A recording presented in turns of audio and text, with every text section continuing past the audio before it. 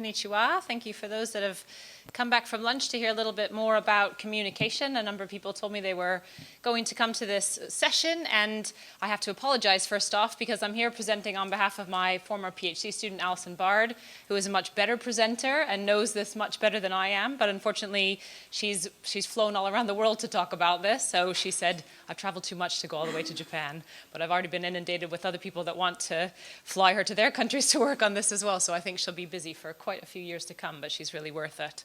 So today I'm presenting a little bit of the information from her PhD, and this was really a qualitative investigation about communication between veterinarians and farmers. And if you're at the talk yesterday, I gave a little bit of an intro talking about herd health and endemic disease of cattle. We have done lots of research. There are lots of risk factors.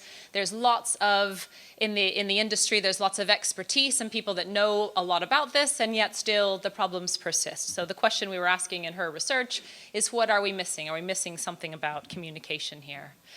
When we as veterinarians go out to farms, we do a lot of things on a weekly or a fortnightly, which is every 2 weeks in English speak. So we do fertility checks. We're expected to understand and help to improve the herd health, look at clinical cases, find out what's going on, deal with data, write farm reports, deal with emergency cases, chat to the farmer about the family holiday, the rugby, whatever else it is to build that relationship. Is it really too much to also ask us to inspire behavior change? Or is this something that is inherent in the role and in the job that we're doing as veterinarians? So Alison approached this question looking at communication, advice, and behavior change by interviewing veterinarians and their clients and asking them what they thought about communication between veterinarians and farmers. She also went on to farm and observed. She's not a vet herself, so she was kind of a sideways observer to see what is it and how do vets and farmers speak together.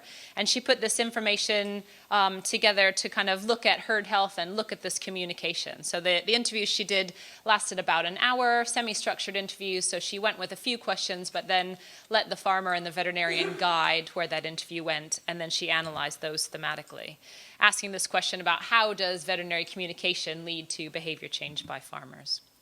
And she came up with 3 main themes. So the first of these themes that she identified in these conversations after the thematic analysis was there's a belief in veterinarian virtue. So this relationship between a veterinarian and a farmer is based on trust between those two parties.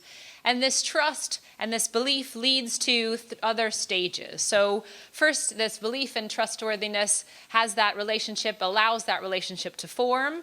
And then when that belief is there, it pushes the farmer to be able to make a decision, to put themselves in a place of vulnerability, in a place of risk, or basically doing things on their farm, on their operation, with their animals, based on what an external party has told them is a good thing to do. So you can imagine that that makes them feel a bit vulnerable, makes them feel a bit risky. And so, as it is in our own lives, we would do that only with advice from people that we really do trust.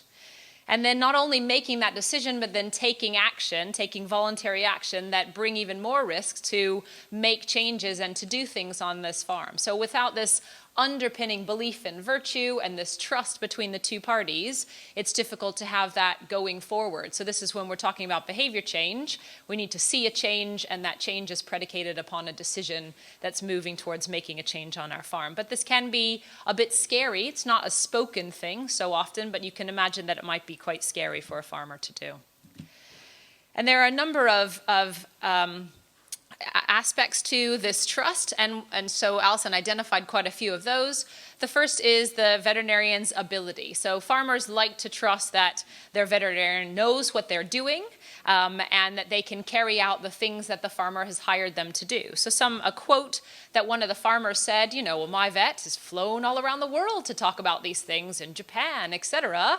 So they must know what they're doing, and their knowledge is really a quality. If other people internationally think that my vet is that good, then they're probably going to be quite good for my operation as well. So that's something that they're looking at, they're thinking about when they have us on their farms. Another aspect of this veterinarian virtue is our benevolence. So farmers like to believe that their vets have good motives, that they have a degree of kindness, that they really are concerned about the farmer's operation, the welfare of the animals, that's why they're in the business. Quite different from just making a lot of money, and we can think of professions that we categorize like that. But for this trustworthiness and this virtue, farmers like to think about the vet having some benevolence in their work. And veterinarians understand this as well. So this quote from a veterinarian indicates that if I have to tell a farmer that they're doing something wrong, I don't want to break down that relationship. I want them to think and to know that I have their best ideas at heart. And sometimes maybe that's better to come from another person. Maybe I don't want to ruin that relationship and ruin that trust and ruin that understanding. So I'll bring another of my colleagues or someone from outside to deliver that message. So that's something that veterinarians understand as well. The third is integrity, so being able to believe that veterinarians are adhering to moral principles, they're honest, they're treating people fairly, and they'll say what needs to be said. So a farmer told us that, if there's not really worth going on with this cow, I want to know that my vet is not going to sell me some treatment that's never going to work and keep making money off of me. I just want them to tell me straight up that she needs to be culled, she needs to be shot, etc. We're not going to carry on. So I need them to be honest, and I need them to be forthright with me as well. And then the fourth thing that was identified is predictability, and I think many of us would know this, that farmers like to see the same vet, to know what it is that they're expecting, and sometimes with staff turnover that can be difficult. And one of the farmers said, I had lots of vets for a while, they kept leaving, but now it's nice to know who's coming out to my farm every other week so I can build up that relationship so I don't have to explain things to them new every time, and so I kind of can predict what they're going to do and what they're going to suggest, and they're not coming as an American practicing in Britain. Sometimes I would say things and they'd say, that's just a strange American concept, isn't it? So it takes a while for them to get used to that. So those are some of the parts of this belief in veterinarian virtue. And our role as a veterinarian, I talked a bit about yesterday as an expert on these farms. So this veterinary role facilitates this belief and allows farmers just the thinking about the veterinarian and who we are as a profession. And I'm very proud to be part of that profession because this is integral into what we are as veterinarians as well. And how we work, particularly on farms, we're often there quite often for a fairly long time. We don't just run in and are there for 10 minutes and run out, a bit different from small animal practice. We tend to be there over years. We tend to see how the farm is changing and what's going on the farm. And we often tend to be part of the community as well. We show up for Grassland Society meetings, and we're at the farmers' ball, and we're at the pub socializing with these people as well. So we're kind of part of the wallpaper of their world as well. One thing Alison found is that trustworthiness is not all or nothing. You can trust a veterinarian for their excellent knowledge and abilities in lameness, but not really want to ask them about their nutrition advice. So sometimes we can identify that different veterinarians or farmers might identify different people that they go to for different bits of advice, and I think we've all been there and know a bit about that as well. So it wasn't just, I believe you in all things. Sometimes that was decided on some things and not other things. And trustworthiness does not necessarily reflect reality. So someone said yesterday, it's guilty until proven innocent, and then when you save a cow's life, suddenly you're the best thing since sliced bread. You were probably always the best thing since sliced bread, but it took that experience for the farmer to really recognize that. And similarly, we can lose that trust by one or two things that happen on farm as well. So these are some of the things in this belief of veterinarian virtue that were identified by veterinarians and farmers in Alison's work. The second part that was quite important is a shared understanding, the knowledge that our advice giving is situated in the farm, in the farmer's life, in all of the things that they're having to do.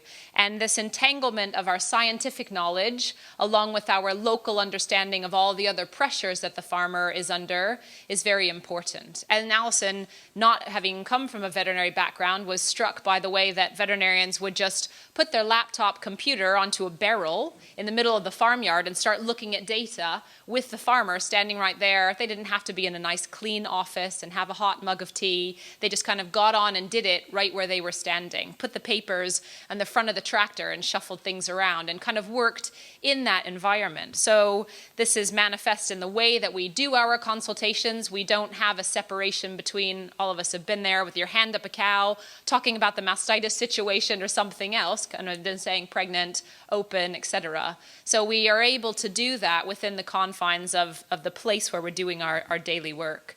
And it's true that veterinarians feel the need to be time and cost effective. They're often charging by the minute or charging by the hour. So some of the advice we give and some of the things we talk about can be a bit more informal than we might think about and are really integrated into all the activities we're making use of every moment on the farm.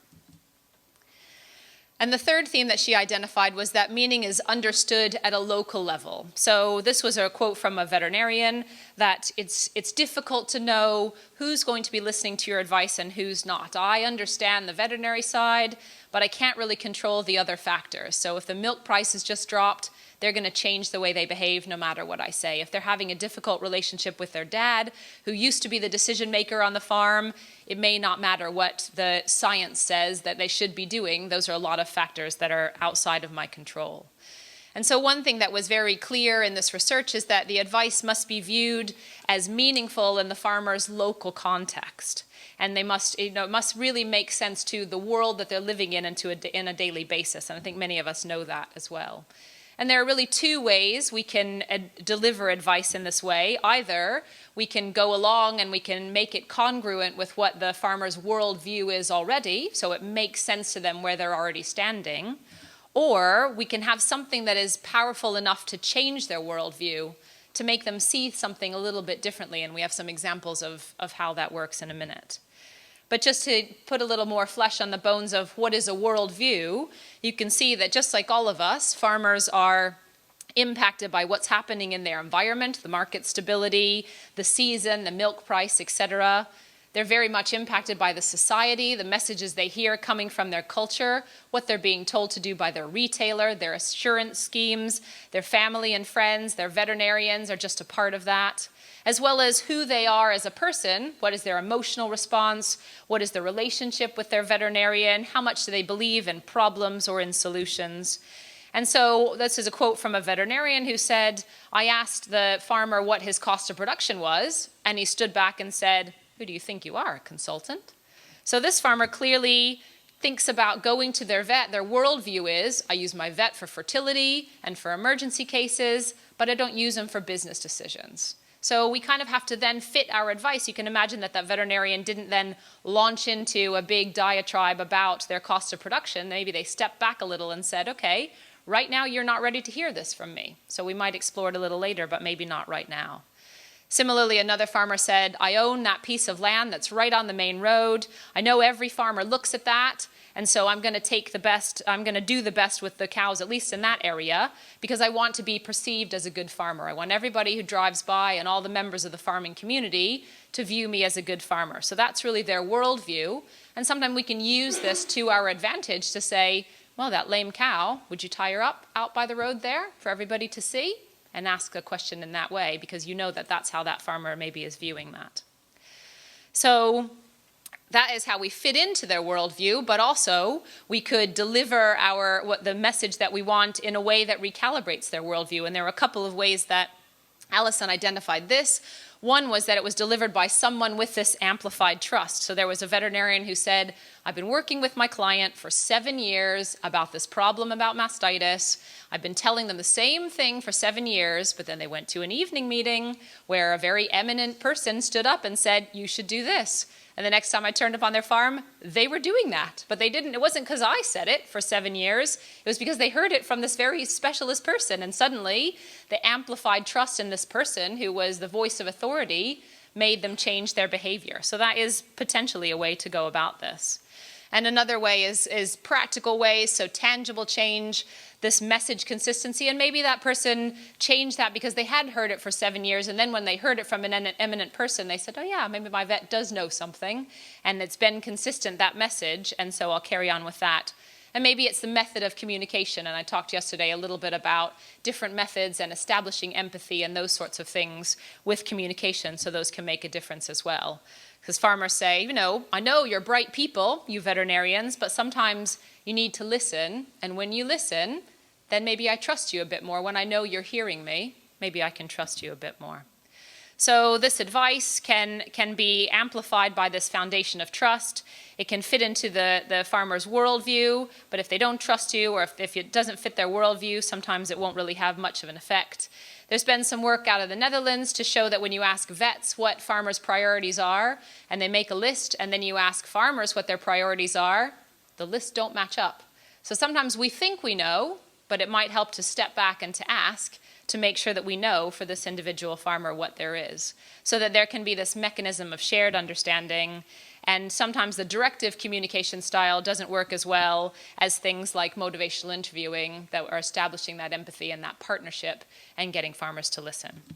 So in closing, I'd just like to thank all the people that have been involved in this work, and I will take any questions. Arigato.